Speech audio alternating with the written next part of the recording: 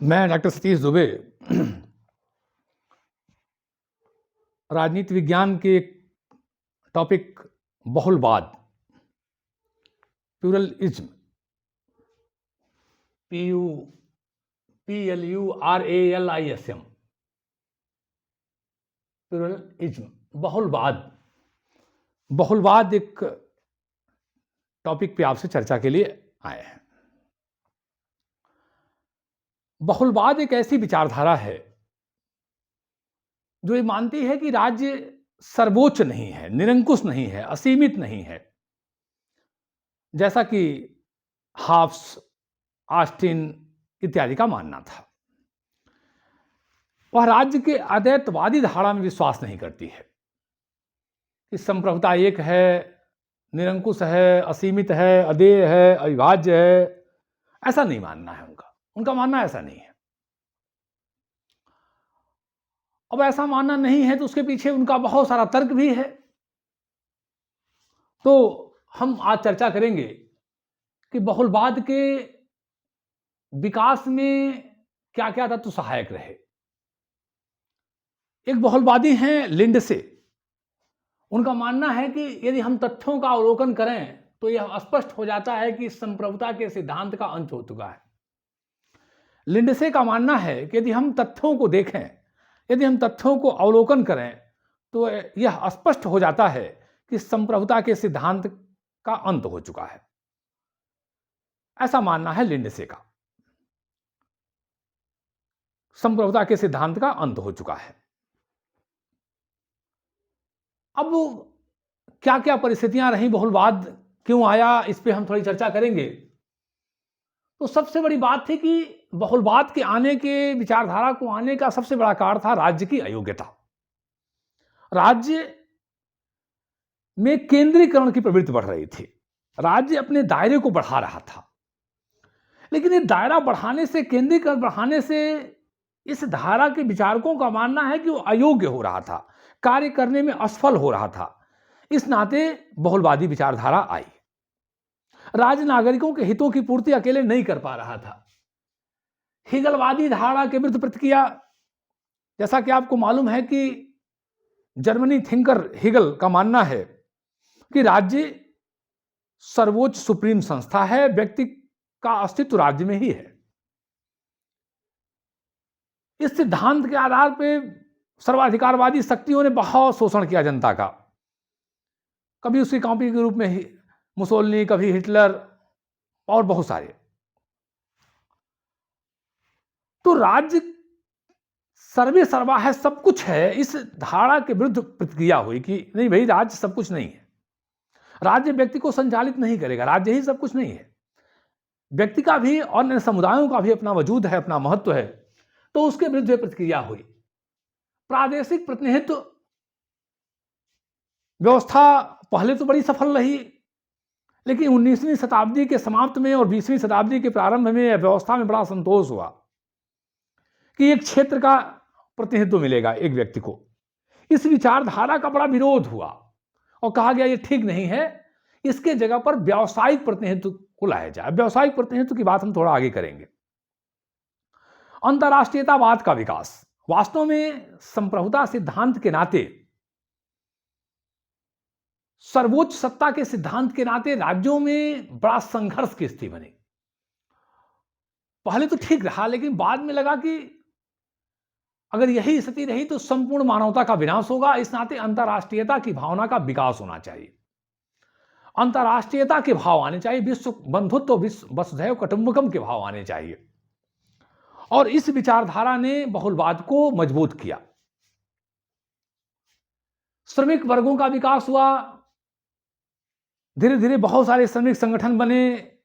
उन श्रमिक संगठनों ने इस विचारधारा को मजबूत किया। विधि शास्त्रीय तत्वों का विकास, कानून को लेकर बहुत सारे विचार आए और उन तत्वों ने भी इस विचारधारा को मजबूत किया, जिसकी चर्चा हम आगे करेंगे। तो ये बहुत सारे कारण रहे कि ये विचारधारा बहुलवाद हमारे सामने आया। बहुत सारे इसके प्रमुख बड़े विचारक आए, Ernest Barker, Miss Follett, GDH Cole, professor Laski, ये बहुत बड़े बड़े नाम जो इस विचारधारा का समर्थन किए। Ernest Barker, Miss Follett, GDH Cole और सबसे बड़ा नाम प्रोफेसर लॉस्की का, जो इस विचारधारा का समर्थन किए। इन विचारकों की विचारधाराओं ने इस बहुलवाद को मजबूती दिया। बहुलवाद संप्रभुता के, राज्य की संप्रभुता के धारा पे वो बहुत तरह तरह के आरोप लगाते हैं, आक्षेप करते हैं। वो कहते हैं कि राज्य के विकास, व्यक्ति का जो विकास है वो राज्य के आधार पर केवल नहीं हो सकता है। व्यक्ति के व्यक्तित्व का विकास के लिए आवश्यक है कि राज्य के साथ साथ अन्य समुदायों को भी स्वतंत्रता और स्वायत्तता मिले, महत्व मिले। अकेला राज्य व्यक्ति के व्यक्तित्व का विकास नहीं कर पाएगा, उसकी आवश्यकताओं की पूर्ति नहीं कर पा रहा है, न कर पाया है, न कर पाएगा। इस नाते अन्य समुदायों को, अन्य संगठनों को भी स्थान मिलना चाहिए, उनका मानना है।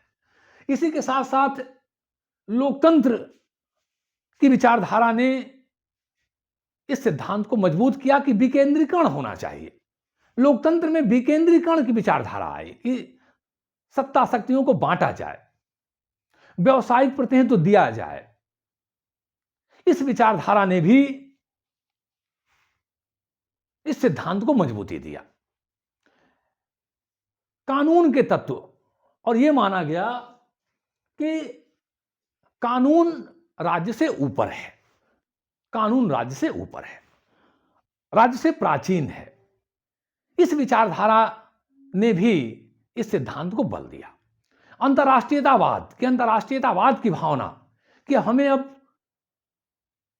राज्य की संप्रभुता की विचारधारा से ऊपर उठ करके सोचना है, नहीं तो मानवता का विनाश निश्चित है। इस विचारधारा ने भी इस तत्व को मजबूत किया। समाज की जो वर्तमान स्थिति संरचना है वो ऐसी है कि कोई भी राज्य अकेला सारी आवश्यकताओं के मनुष्य की पूर्ति नहीं कर पाएगा। उसमें सामाजिक संस्थाएं हैं, उसमें आर्थिक संस्थाएं हैं, उसमें पारिवारिक संस्थाएं हैं, धार्मिक संगठन हैं, बहुत सारे संगठन हैं। अकेला राज्य मनुष्य के सारे आवश्यकताओं की पूर्ति नहीं कर पाएगा, जो हमारे समाज का वर्तमान ढांचा है, संरचना है। नैतिक संगठन है, राजनीतिक संगठन है, आर्थिक संगठन है, सामाजिक संगठन है, धार्मिक संगठन है। केवल अकेला राज्य मनुष्य की आवश्यकताओं की पूर्ण पूर्ति, ठीक से विकास, संभव विकास, उचित विकास नहीं कर पाएगा। यह भी एक कारण रहा इस विचारधारा को लाने के लिए। इतिहास में अगर हम जाके देखें, ऐतिहासिक दृष्टिकोण में हम जाके देखें, तो इस विचारधारकों का मानना है कि अगर हम इतिहास में जाएं, तो प्राचीन भारत में अगर हम जाएं, तो धर्म का बहुत बड़ा आरोप, धर्म का बहुत बड़ा आवरण, धर्म का बहुत बड़ा प्रतिबंध राज्य के ऊपर, राजा के ऊपर है कि राजा उनका उल्लंघन नहीं कर सकता है। चाणक्य ने कहा कि राजा धर्म का उल्लंघन नहीं कर सकता है, जनमत की अवहेलना नहीं कर सकता है। हम मध्यकाल को देखें तो चाहे पूर्व हो चाहे पश्चिम हो, सभी जगह धर्म का प्रभाव, नैतिकता का प्रभाव, सामाजिक वर्गों का प्रभाव रहा है, और सबसे ज्यादा प्रभाव रहा है धर्म का। चर्च ने राज्य को नियंत्रित किया। तो अगर हम इतिहास के क्रम को देखें, तो कभी ऐसा नहीं रहा कि केवल राज्य संप्रभु सत्ता हो के, सर्वोच्च सत्ता हो के, निरंकुश सत्ता हो करके अपना नियंत्रण करे, ऐसा नहीं रहा। तो इस सिद्धांत के विचारकों का मानना है कि केवल इस विचारधारा को हम किसी भी रूप में देखें, ये बहुलवाद की विचारधारा उचित है, ठीक है। राज्य की संप्रभुता की विचारधारा, अद्वैतवाद की विचारधारा, निरंकुशता की विचारधारा, अखंडता और असीमित होने की विचारधारा ठीक नहीं है। तो अब हम आते हैं इस विचार सिद्धांत और इस विचारधारा की विशेषताएं क्या हैं, मूल सिद्धांत क्या है। बहुलवाद का मानना है कि राज्य समुदायों में एक समुदाय है। क्या है? समुदायों में एक समुदाय है। इसे राज्य में बहुत सारे समुदाय हैं, समाज में बहुत सारे समुदाय हैं, समाज में बहुत सारे समुदाय हैं। आर्थिक संगठन हैं, सामाजिक संगठन हैं, धार्मिक समुदाय हैं, नैतिक समुदाय हैं। उसी तरह से राज्य भी एक समुदाय है। तो राज्य समुदायों में एक समुदाय है, पहली बात। दूसरी बात कि आज राज्य और समाज में समाज श्रेष्ठ है, सर्वोपरि है। इस विचारधारा के लोगों का मानना है, बहुलवादियों का, कि समाज बहुत व्यापक है, श्रेष्ठ है, बड़ा है, राज्य समाज से कम है, समाज व्यापक है और समाज में बहुत सारे संगठन हैं, तो राज्य भी एक संगठन है, लेकिन समाज उच्चतर स्थिति में है। कानून और राज्य के संदर्भ में इस विचारधारा के लोगों का मानना है कि कानून श्रेष्ठ है, ज्येष्ठ है, कानून पहले आया है। क्रैब ने कहा, क्रैब, कि विधि राज्य का निर्माण करती है, राज्य विधि का निर्माण नहीं करती है। क्रैब का मानना है कि विधि राज्य का निर्माण करती है, राज्य विधि का निर्माण नहीं करती है। बहुलवाद सीमित सत्ता का समर्थक है, असीमित नहीं, कि राज्य की सत्ता सीमित होनी चाहिए, नियंत्रित होनी चाहिए, असीमित नहीं होनी चाहिए। लेकिन बहुलवादी, एक चीज और ध्यान रखिएगा कि बहुलवादी राज्य को समाप्त नहीं करना चाहते हैं। ये मत भ्रम मन में बना लीजिएगा कि बहुलवादी राज्य को समाप्त करना चाहते हैं। नहीं नहीं नहीं नहीं, बहुलवादी राज्य को बनाए रखना चाहते हैं, बल्कि राज्य को अन्य समुदायों में श्रेष्ठ मानना चाहते हैं, अन्य समुदायों पर वरीयता देना चाहते हैं। उनका मानना है कि इससे जब अन्य समुदायों में विवाद होगा, झगड़े होंगे, तनाव होंगे, संघर्ष होंगे, तो राज्य उन विवादों को, झगड़ों को, संघर्षों को सुलझाएगा। तो ये कहीं मत मान लीजिएगा कि बहुलवाद राज्य को समाप्त करना चाहता है, ऐसा मत मानिएगा। बहुलवाद लोकतंत्र की व्यवस्था पर आधारित है। वो लोकतंत्र में विकेंद्रीकरण चाहता है, सत्ता का विकेंद्रीकरण हो, सत्ता सब तक पहुंचे, व्यवसायिक प्रतिनिधित्व हो, यानी लोकतंत्र जनतंत्र को और मजबूत करना चाहता है। बहुलवाद व्यावसायिक प्रतिनिधित्व की बात करता है, क्षेत्रीय प्रतिनिधित्व। लोकतंत्र में पहले क्षेत्रीय प्रतिनिधित्व बहुत प्रभावशाली रहा। एक क्षेत्र का एक प्रतिनिधि होगा, मान लीजिए हमारा एक एरिया है लोकसभा या विधानसभा का, वहां का एक प्रतिनिधि होगा, जाएगा, जनता चुन के भेजेगी, जनता की बात को वहां रखेगा, वो विधानमंडल में, विधान व्यवस्थापिका में, संसद में। लेकिन 20वीं सदी के प्रारंभ में, 19वीं सदी के अंत में यह स्पष्ट हो गया कि ये लोकतंत्र के सही उद्देश्यों की पूर्ति नहीं कर पा रहा है सिद्धांत, तो व्यावसायिक प्रतिनिधित्व होना चाहिए। इस विचारधारा के लोगों का मानना था कि भाई मान लीजिए मैं अध्यापक हूं, अब अगर मैं अध्यापकों का एक बहुत बड़ा समूह है, तो उनके हितों को समझ पाना, जान पाना, उनके हित में कानून बना पाना, उनकी समस्याओं को समझ पाना एक अध्यापक के लिए ही, एक अध्यापक ही कर सकता है। एक वकील की समस्या एक वकील ही समझ सकता है, एक किसान की समस्या किसान ही समझ सकता है, एक व्यापारी की समस्या एक व्यापारी ही समझ सकता है। इस नाते व्यावसायिक प्रतिनिधित्व की बात करता है कि व्यवस्थापिका में व्यवसाय के हिसाब से प्रतिनिधित्व मिले, जिससे वो ठीक से उनके हितों को, उनकी समस्याओं को रख सकें और उसके लिए कानून बनवा सकें, उसका समाधान कर सकें। तो ये विचारधारा विकेंद्रीकरण की विचारधारा है कि सत्ता शक्ति को बांटा जाए, निचले स्तर तक ले जाया जाए। ये राज्य को आवश्यक मानते हैं, लोकतांत्रिक विचारधारा है। इनका मानना है कि कानून श्रेष्ठ है, प्राचीन है, राज्य उसके बाद का है, ऐसा मानना है इस विचारधारा का। तो एक बार मैं फिर दोहरा दूं कि राज्य समुदायों में एक समुदाय है, जैसे अन्य समुदाय संगठन है। राज्य कानून से श्रेष्ठ नहीं है, बल्कि कानून श्रेष्ठ है। क्रैब ने कहा कि विधि राज्य का निर्माण करती है, राज्य विधि का नहीं। कानून प्राचीनतम है, राज्य के ऊपर बहुत सारे प्रतिबंध हैं, नैतिकता का, लोगों के विचारों का, धर्म का, अंतर्राष्ट्रीयता कानून का, परंपराओं का, बहुत सारे प्रतिबंध हैं। तो कानून उच्चतम अवस्था है, ये इनका मानना है।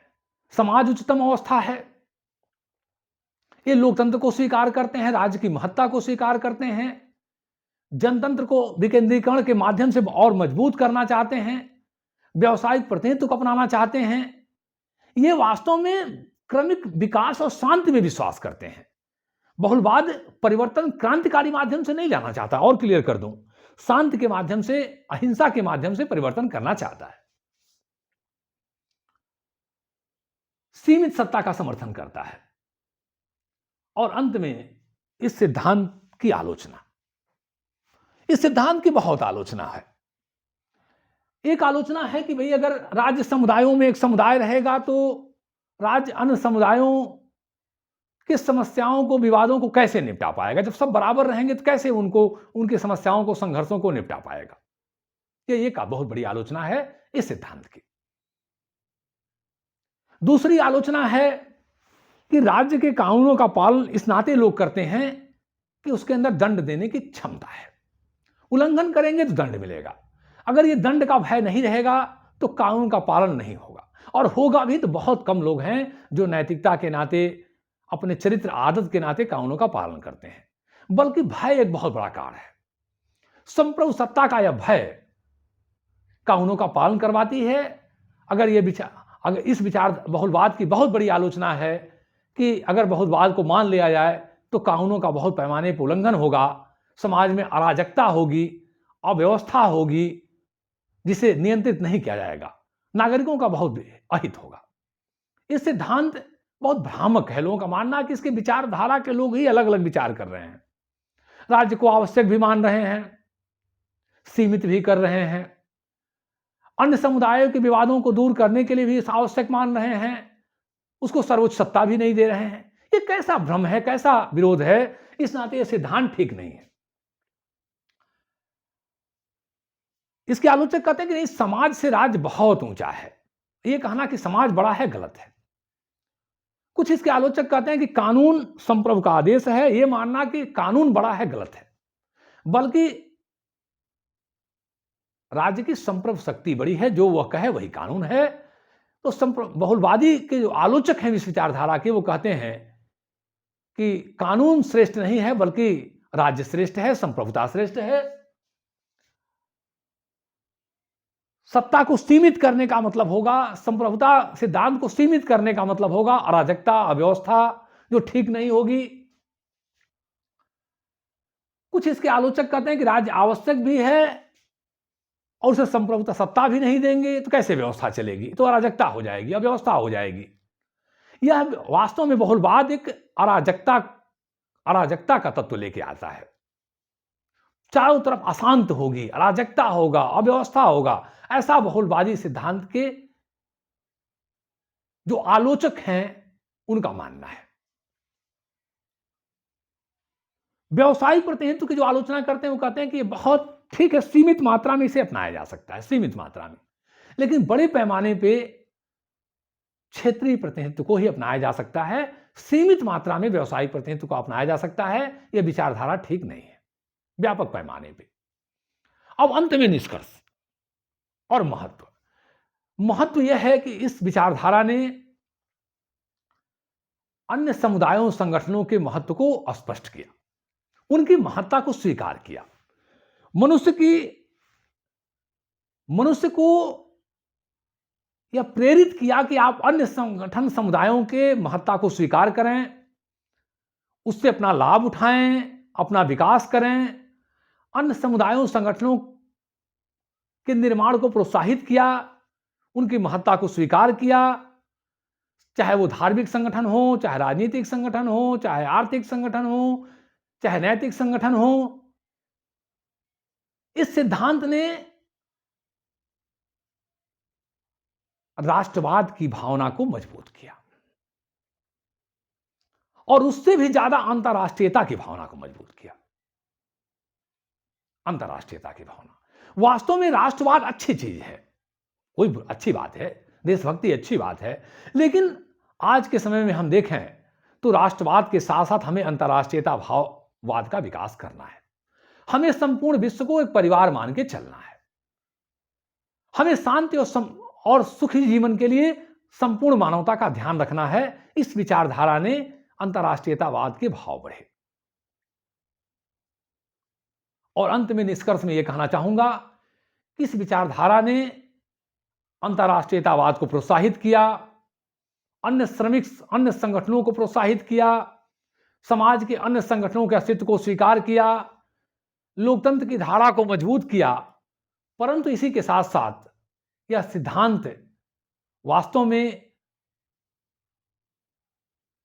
राज्य की जो संप्रभु सत्ता है उसको समाप्त करना तो ठीक नहीं है, वो ठीक नहीं है, वो विचारधारा ही ठीक नहीं है। लेकिन